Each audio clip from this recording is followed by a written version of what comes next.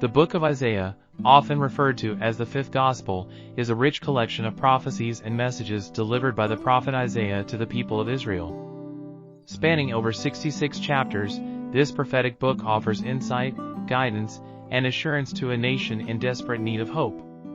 Within its pages, we find a powerful vision of restoration and redemption, beautifully depicted in Isaiah 35 verses 1 to 7.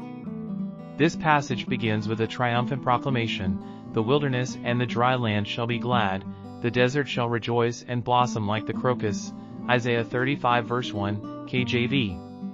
In the figurative language of biblical prophecy, the wilderness represents a place of desolation and barrenness. However, Isaiah envisions a future where even the harshest and most desolate landscapes will flourish and rejoice. Continuing with vivid imagery, Isaiah describes the transformation of this once barren land. He prophesies that the desert will bloom with abundant flowers, including the crocus, a delicate flower known for its resilience and beauty. This depiction symbolizes a complete reversal of fortunes, where desolation gives way to flourishing life, and sorrow turns into joy. The prophet goes on to describe how this transformation impacts the people who dwell in this restored land. Those who were once weak and feeble will find strength and resilience, unable to overcome any obstacles that stand in their way. Isaiah writes, "Strengthen the weak hands and make firm the feeble knees." Isaiah 35 verse 3, KJV. This language speaks not only of physical restoration but also of emotional and spiritual rejuvenation.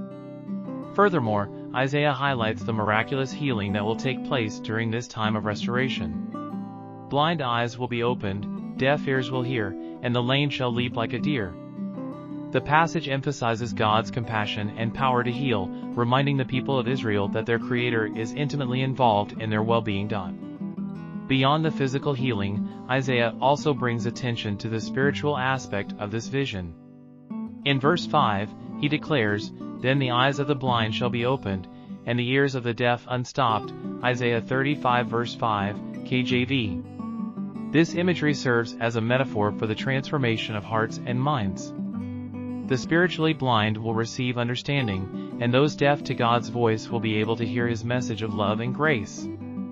Ultimately, Isaiah 35 verses 1 to 7 offers a glimpse of hope and restoration, reminding the people of Israel, and all readers of this ancient text, that no matter how desolate their circumstances may seem, God is able to bring about a complete turnaround.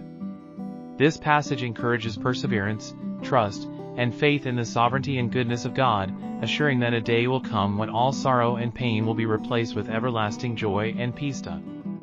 In a world often marked by brokenness and despair, the message of Isaiah 35 verses 1 to 7 remains as relevant today as it did centuries ago.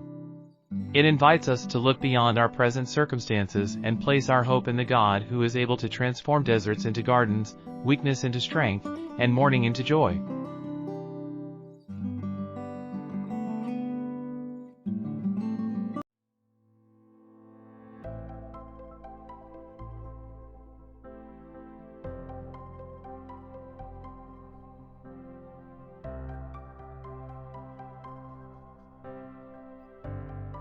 A century ago, lush forests covered roughly 40% of Ethiopia, but today it's around 4%. Clearing acreage for crops while failing to protect the trees has led to an ecological crisis. The vast majority of the remaining small patches of green are protected by churches. For centuries, local Ethiopian Orthodox Tewahedo churches have nurtured these oases in the midst of the barren desert. If you look at aerial images, you see verdant islands surrounded by brown sand. Church leaders insist that watching over the trees is part of their obedience to God as stewards of His creation. The prophet Isaiah wrote to Israel, a people who lived in an arid land where bare desert and brutal droughts threatened. And Isaiah described the future God intended, where the desert and the parched land will be glad, the wilderness will rejoice and blossom. Isaiah 35 verse 1. God intends to heal His people, but He intends to heal the earth too. He'll create new heavens and a new earth. 65:17. In God's renewed world, the desert will bloom with flowers. 35:2 KJV.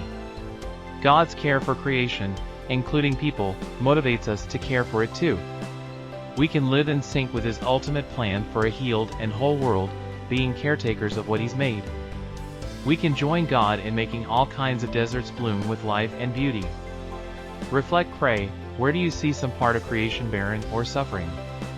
How will you be part of seeing deserts bloom, Creator God, please show me how to help heal and restore what's broken in the world.